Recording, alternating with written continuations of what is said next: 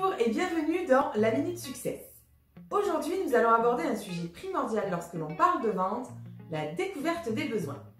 La découverte des besoins est généralement la deuxième étape du cycle de vente. Elle est aussi appelée découverte commerciale. Mais qu'est-ce que c'est réellement la découverte des besoins? Tout d'abord, reposons les bases. L'objectif du vendeur est de vendre, c'est-à-dire de satisfaire le besoin de l'acheteur. Pour remplir cet objectif, le vendeur doit forcément connaître les besoins de l'acheteur. Ce peut être soit des besoins exprimés, c'est-à-dire que l'acheteur exprime clairement ce qu'il veut, ou bien ce peut être des besoins latents, c'est-à-dire que le besoin existe, mais il n'est pas encore exprimé par l'acheteur. En gros, l'acheteur ne sait pas encore qu'il en a besoin. Donc, la découverte commerciale est la phase pendant laquelle le vendeur va essayer de détecter les besoins de l'acheteur. Pour cela, il va poser une suite de questions logiques pour découvrir la nature du besoin et les motivations d'achat de l'acheteur. On comprend ici que la découverte commerciale revêt un enjeu majeur.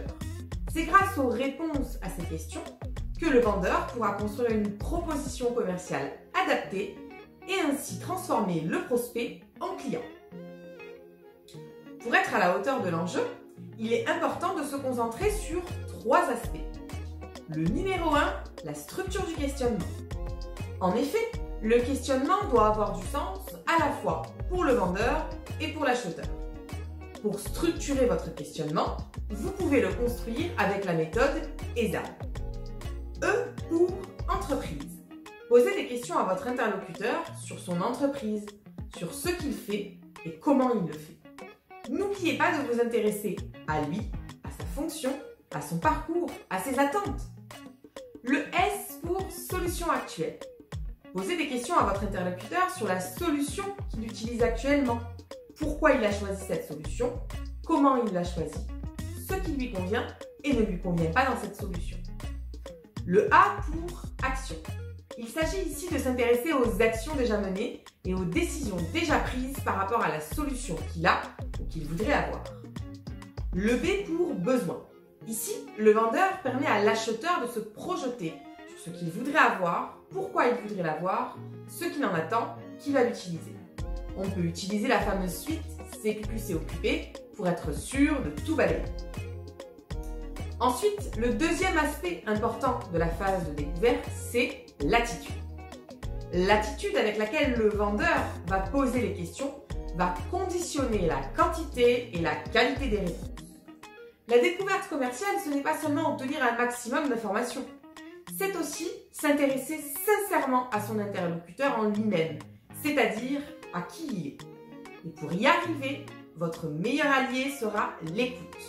On parle alors d'écoute active. L'écoute, c'est un positionnement et c'est intentionnel. Poser des questions est une bonne façon de montrer son écoute. Partant du principe que si l'on pose des questions, c'est bien pour écouter les réponses.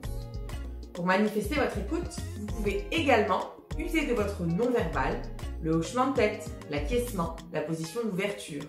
La prise de notes participe également à la manifestation de son écoute. Et enfin, le troisième aspect important de la découverte commerciale, c'est l'analyse. Une fois que vous avez toutes les informations, il faut les trier pour sélectionner les plus pertinentes. C'est ici qu'entre en jeu l'exercice de votre intelligence commerciale. Autrement dit, votre capacité à exploiter toutes les informations avec du discernement.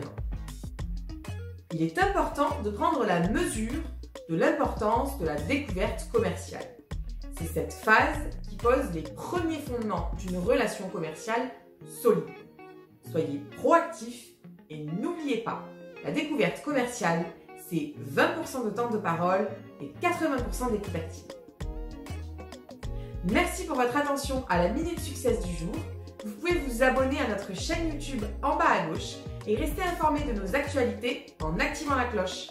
Cliquez sur le pouce bleu si la capsule vous a plu. À très bientôt dans la Minute Success.